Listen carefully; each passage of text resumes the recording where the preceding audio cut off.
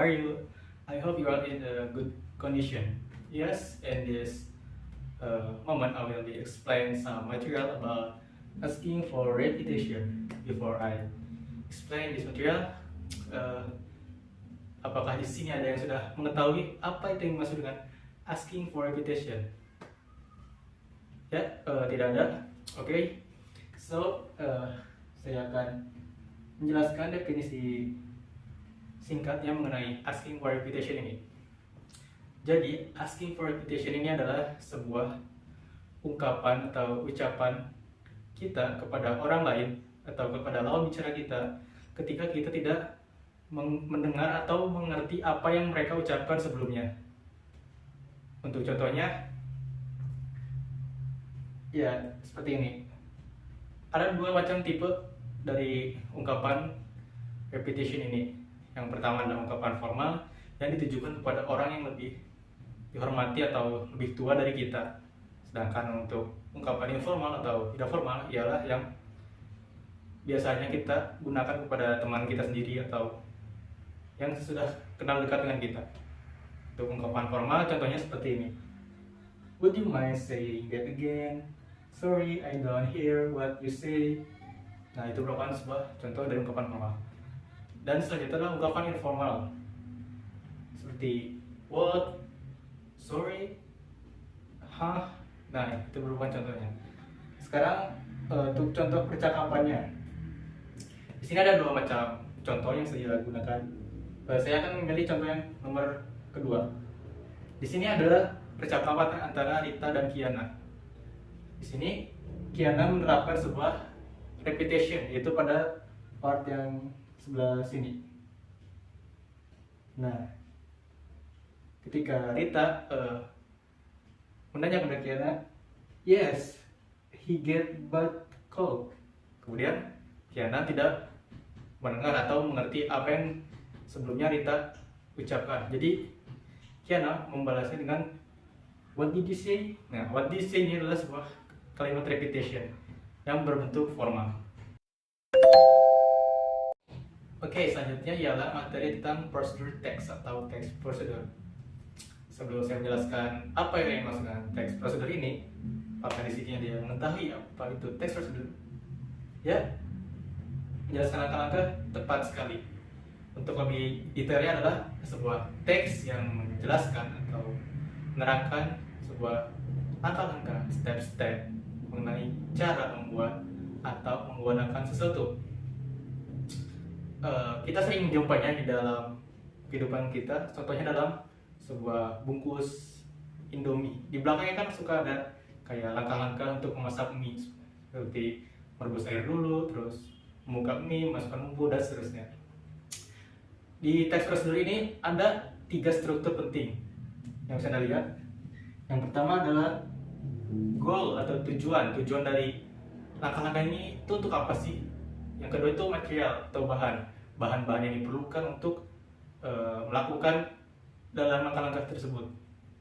Dan yang terakhir ialah steps, ya tentu saja adalah langkah-langkah yang menjadi pokok utama dalam teks ini. Lalu selanjutnya ada linguistic element atau kaidah kebahasaan. Yang pertama ialah menggunakan simple present tense, terus imperative sentence, menggunakan adverb. Nah, itu merupakan kaidah bahasa yang ada di dalam text procedure. Dan ini merupakan sebuah contoh dari text procedure yang berbentuk sebuah poster.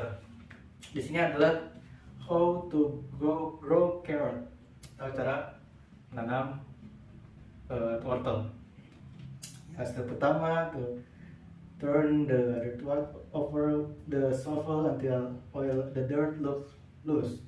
Dan seterusnya sampai step terakhir yaitu wait around 15 to 18 weeks, bla bla bla bla. Dan sini juga ada tanda-tandanya yang ditandai dengan kuning. Ini yang merupakan konektif atau sambungannya.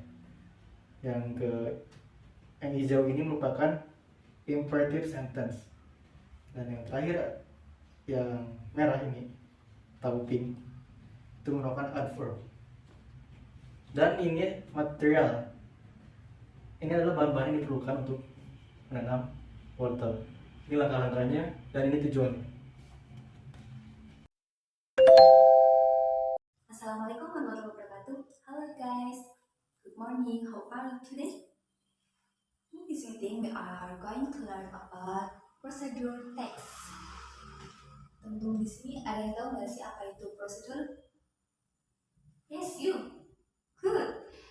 Jadi prosedur itu adalah langkah-langkah. Nah, anyone in here, what is procedural text? Nobody knows? Okay.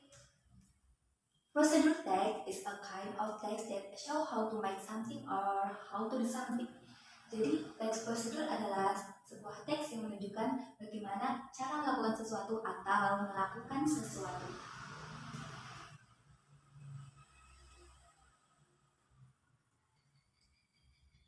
Nah, for example, contohnya, how to make rice field, bagaimana cara membuat nasi goreng. Nah, pada contoh ini itu menggunakan resep food atau makanan dan biasanya berbentuk resep. Yang kedua, how to operate magic home. Nah, di contoh ini tuh bukan menggunakan resep lagi ya teman-teman, tapi di sini tuh langsung bagaimana cara melakukannya, karena di sini tuh pakai cara yang manual. Next, function of procedural text. First, to get the best result efficiently. Maksudnya itu tuh untuk mendapatkan hasil terbaik dengan efisien. Jadi kalau kita diberikan cara membuat sesuatu dengan langkah-langkah yang benar, yang berurutan, itu kita bisa mendapatkan hasil yang lebih efisien. Yang kedua, to avoid accidents, damage, and unnecessary waste. Kita tuh bisa menghindari dari kecelakaan, kerusakan, dan mubazir. Part of the procedure text. The first one is goal. Tujuan dari sebuah teks prosedur biasanya ditemukan pada judul, misalnya this is how to make rice field. Next, tools or equipments, berisi daftar alat-alat yang dibutuhkan seperti in this example frying pan atau wajan, and ingredients, berisi daftar bahan-bahan yang dibutuhkan. In example, bahan-bahan seperti nasi putih, cabai merah, cabai rawit, bawang merah, bawang putih, penyedap rasa, saus tiram, kecap, and telur. Nah, steps, berisi langkah-langkah pengerjaan dari awal sampai akhir. This example, cara memasak. Seperti yang pertama itu, siapkan bawang putih, bawang merah, cabai merah, dan rawit, lalu haluskan semua bahan, lalu tumis dengan sedikit minyak. Setelah harum, masukkan nasi putih, dan selanjutnya. Pada kehidupan sehari-hari, kita sering melihat, mendengar, bahkan membaca tentang iklan. Nah, teman-teman di sini ada yang tahu nggak sih apa bahasa Inggrisnya iklan? Yes, you. Good. Jadi iklan itu bahasa Inggrisnya advertisement. Do you know what advertisement is? You. Good, very good. Good job. So, advertisement is a picture, set of words, or short film which is intended to persuade people to buy a product or use a service. Jadi iklan ini itu adalah sebuah gambar, kata-kata, atau film pendek yang bertujuan untuk meyakinkan orang agar membeli dan menggunakan jasa. But sometimes there is also an advertisement which inform about the job or event. Jadi kadang iklan itu digunakan sebagai informasi untuk lapangan pekerjaan dan suatu acara. Saya rasa kalian sudah sangat sering melihat iklan ya. Nah, teman-teman biasanya melihat iklan itu di mana aja sih? Nah, you. Good. Jadi kita itu bisa melihat iklan di brosur, majalah, koran, sosial media seperti Instagram, Facebook, dan TikTok. Jadi nggak asing lagi kan ya buat kalian tentang iklan ini. And next, kita beralih ke fungsi atau tujuan iklan. Function or purpose of advertisement is to promote a product or service to the reader, viewer, or listener so that they buy the product or use the service, and to persuade people to buy a product or use a service. Jadi tujuan dari iklan ini sendiri itu untuk mempromosikan suatu barang dan jasa. Okay, next, kinds of advertisement text. This is the example of advertisement food and beverage. There is advertisement of product. This is the example advertisement of products. Advertisement service. This is the example advertisement of service. And the last, advertisement of job and event. This is the example advertisement of job and event. Next, structure of advertisement text. Number 1 is name of the product. Next, the selling points of the product or service. Next, address and contact person. Next, procedure of ordering. And last, discount and sale information. This is for example. Name of the product. In poster, name of the product, this is takoyaki. And for the address and contact person, there is in corner address and contact person. This is, and discount or sale information. This is discount or sale information. Assalamualaikum warahmatullahi wabarakatuh. Hello everyone. How are you today? Biqaulina alhamdulillah. Oke, pada kesempatan hari ini kita akan melanjutkan materi ya tentang exposition text. Do you know about exposition text? Di sini ada yang tahu tentang teks eksposisi? Yang di pojok ada yang tahu teks eksposisi itu apa? Yang di depan? Oh, tidak ada yang tahu ya? Oke, kita lihat dari definition exposition text. Exposition text is a text of non-fiction text that contains information or an explanation about a purpose or objective. Teks eksposisi adalah salah satu jenis teks non-fiksi yang memuat informasi atau paparan tentang sebuah maksud atau tujuan. Nah, dari teks eksposisi mempunyai step, linguistic element, structure, and purpose. Yang pertama ada step atau langkah-langkahnya. Langkah yang pertama ada determine the topic atau M. Kita harus menentukan tema terlebih dahulu ya. Yang kedua ada determine the goals. Yang ketiga ada get that according to the topic. Yang keempat ada make a framework essay. Yang kelima ada developing the framework into an expository essay. Yang selanjutnya ada linguistic element atau unsur kebahasaan. Linguistic element.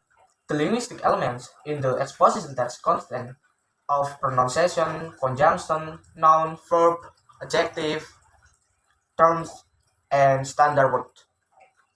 Yang selanjutnya ada structure. Nah, dari teks eksposisi mempunyai structure. Yang pertama ada judul. Yang kedua, tesis. Yang ketiga ada argumen. Yang keempat, yang terakhir ada penegasan ulang. Jadi, judul adalah bagian pembuka teks eksposisi yang memunculkan isu atau topik yang akan dibahas. Yang kedua ada tesis. Tesis adalah gagasan utama tentang salah satu permasalahan berdasarkan fakta yang ada di dalam teks. Yang ketiga ada argumentasi. Nah, bagian selanjutnya adalah rangkaian argumen. Nah, setelah tesis pengenalan suatu isu atau masalah, maka dilanjutkan dengan rangkaian argumen. Itu. Yang terakhir ada penegasan ulang. Nah, bagian terakhir dari struktur teks eksposisi adalah penegasan ulang yang ditulis setelah pencapaian isu dan masalah. Nah, yang terakhir ada tujuan atau purpose. Dari tujuan eksposisi yang pertama ada memberikan dengan jelas kepada pembaca atau penyimak sehingga tidak terjadi perbedaan penerimaan atau setidaknya meminimalisasi perbedaan penerima informasi yang ada. Yang kedua, membuat pembaca tertarik untuk terus membaca karangan tersebut. Yang ketiga, memaparkan atau menjelaskan informasi tertentu dengan harapan menambah pengetahuan yang pembaca miliki. Nah, yang selanjutnya ada contoh dari teks eksposisi, yaitu yang berjudul protect yourself from danger. Dari teman-teman bisa dibaca ya. Monggo silakan dibaca. Ya, jika sudah, ya inilah contoh dari teks eksposisi, yaitu tentang Let's Beware of COVID-19. Oke teman-teman, kita lanjut materi yang kedua ya, tentang asking and giving information. Oke, dari teman-teman ada yang tahu tentang asking and giving information? Yang pojok ada yang tahu? Yang di depan? Oh, tidak ada yang tahu ya? Oke. Kita next slide ya, tentang asking and giving information. Definition of asking and giving information.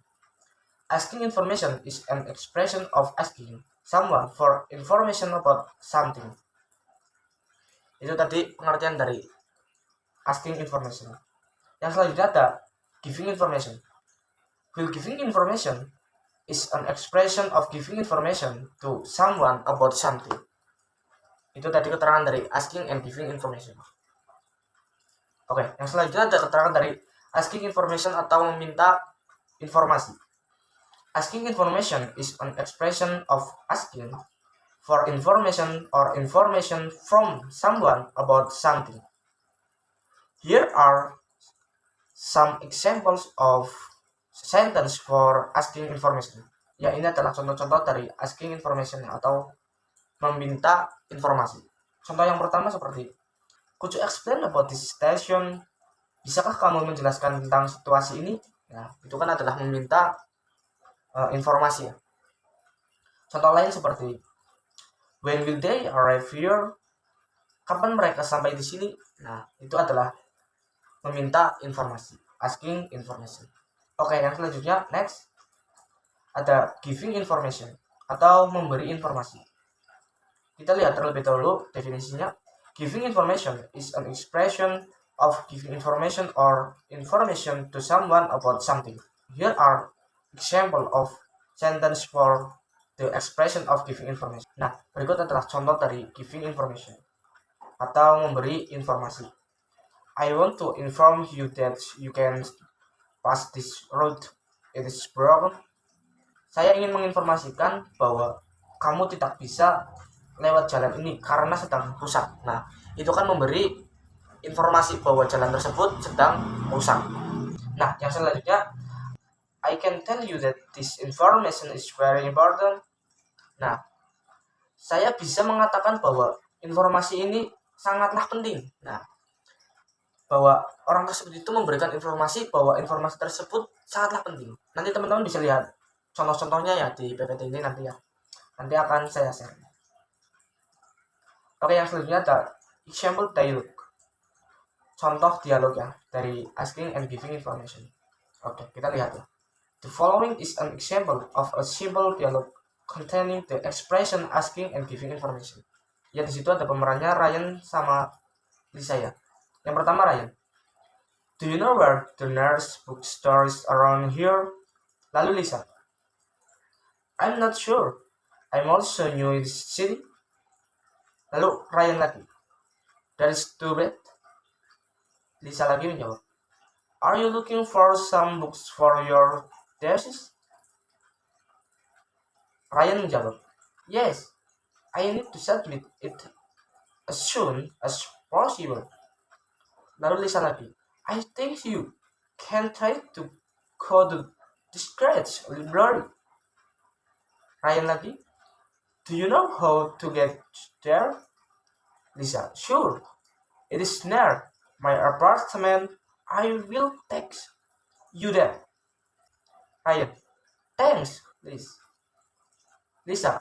You are welcome. Nah, ini adalah contoh dialog dari asking and giving information. Ya, mungkin cukup sekian yang dapat saya presentasikan. Kurang lebihnya mohon maaf. Thank you very much. Wassalamualaikum warahmatullahi wabarakatuh.